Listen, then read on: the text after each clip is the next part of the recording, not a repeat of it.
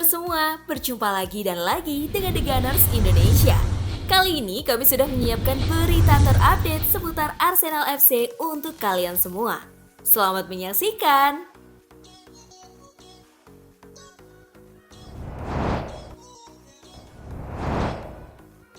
Arsenal dan Manchester United harus hindari rekrut Victor Gyökeres. Victor Gyökeres, penyerang andalan Sporting Lisbon, menjadi salah satu striker yang paling diminati di dunia sepak bola berkat torehan gol luar biasanya dalam 2 musim terakhir. Namun, Troy Deeney, mantan striker Watford, memperingatkan Arsenal dan Manchester United untuk tidak merekrut pemain asal Swedia tersebut.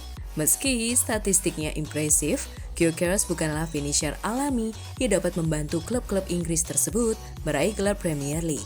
Dalam wawancaranya dengan Talksport, Troy Deeney menjelaskan bahwa meskipun Victor Gyökeres adalah pemain yang pekerja keras, ia merasa sang striker tidak memiliki naluri tajam seorang pencetak gol murni. Dia pemain yang bagus, bekerja sangat keras, tetapi menurut saya dia bukan finisher alami, kata Deeney. Rekor golnya memang luar biasa, tapi saya tidak yakin dia cukup berkualitas untuk membawa Arsenal atau Manchester United meraih gelar Premier League. Deeney juga menambahkan bahwa jika Gyökeres benar-benar bisa menjadi pembeda, kedua klub besar Inggris tersebut sudah pasti akan merekrutnya lebih awal.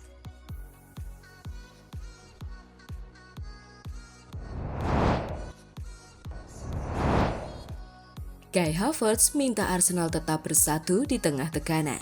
Penyerang asal Jerman Kai Havertz menyerukan Arsenal untuk tetap bersatu setelah hasil mengecewakan lainnya yang menghambat upaya mereka dalam perburuan gelar Premier League.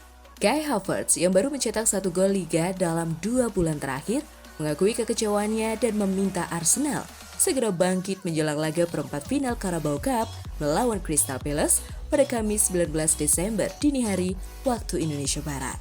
The Gunners juga dijadwalkan menghadapi Palace lagi di Selhurst Park 3 hari kemudian. Kami mencoba fokus pada diri sendiri, ujar Havertz. Kami ingin memenangkan pertandingan dan meraih poin. Hal paling mengecewakan dari pertandingan melawan Everton adalah kami gagal melakukannya. Kami kurang baik dalam detail kecil di kotak penalti. Posisi kami di kotak penalti kadang tidak sempurna dan kami gagal menemukan umpan akhir. Kami harus memperbaikinya di pertandingan berikutnya.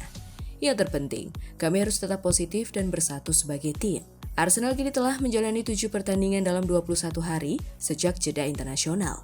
Tetapi manajer Mikel Arteta menolak anggapan bahwa kelelahan mempengaruhi performa timnya. Ketika harus berlari sejauh 70 meter untuk mengejar bola, kami adalah yang terbaik di dunia, ujar Arteta. Jadi ini bukan soal energi, kemauan mereka luar biasa. Setiap pemain bermain dengan tujuan untuk menciptakan sesuatu. Hal yang membuat frustrasi adalah kami mencoba segalanya tetapi tidak mendapatkan poin. Kami harus terus bekerja.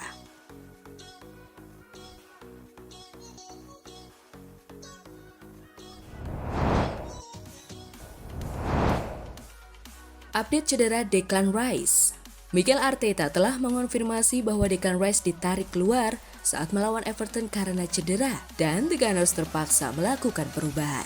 Nah, dengan Declan, saya harus mengeluarkannya karena dia merasakan sesuatu. Arteta menjelaskan, dia mengalami sedikit masalah selama seminggu terakhir. Dia harus digantikan saat itu juga.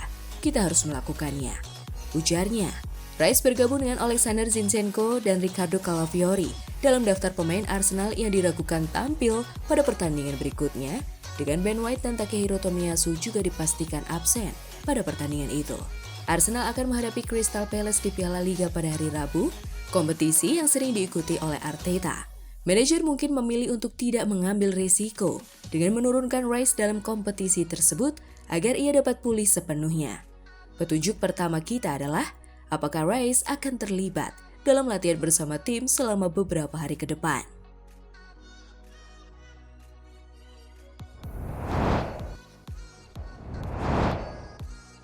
Strategi pergantian pemain Mikel Arteta dikritik Jason Kunde. Mikel Arteta mendapat kritik tajam dari Jason Kunde terkait pilihannya dalam melakukan pergantian pemain saat Arsenal bermain imbang 0-0 melawan Everton di Emirates Stadium pada Sabtu. Jason Kunde, mantan pemain Chelsea dan Tottenham, mengkritik keputusan Arteta, terutama terkait pergantian Odegaard.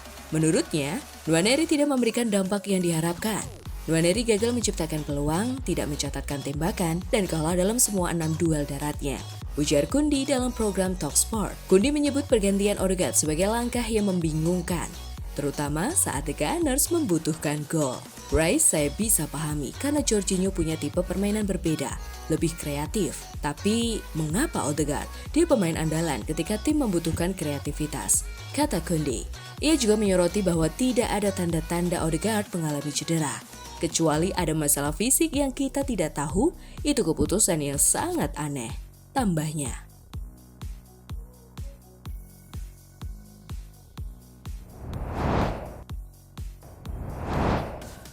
Arsenal kembali incar pemain yang mirip Saka. Pemain yang diyakini menjadi incaran The Gunners adalah salah satu pemain sayap terbaik di Eropa, bintang Barcelona Rafinha. Mungkin aneh bagi Barca untuk menjual pemain kunci seperti itu di bawah asuhan Hansi Flick. Tetapi dengan masalah keuangan yang masih menghantui raksasa La Liga itu, mereka mungkin tidak punya pilihan lain.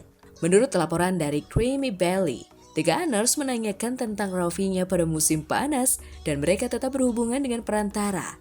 Jika ada peluang untuk mencapai kesepakatan pada musim dingin, mereka bisa saja melakukannya.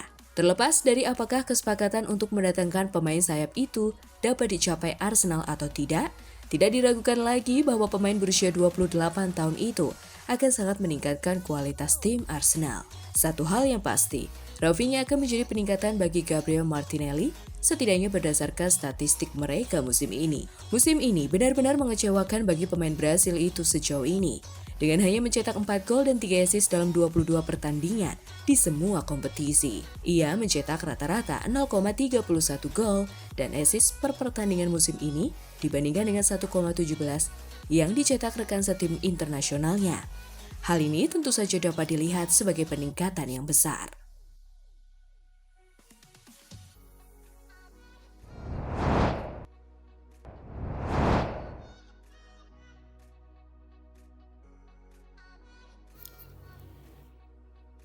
Nah, itulah tadi kumpulan berita menarik dan terupdate seputar Arsenal FC.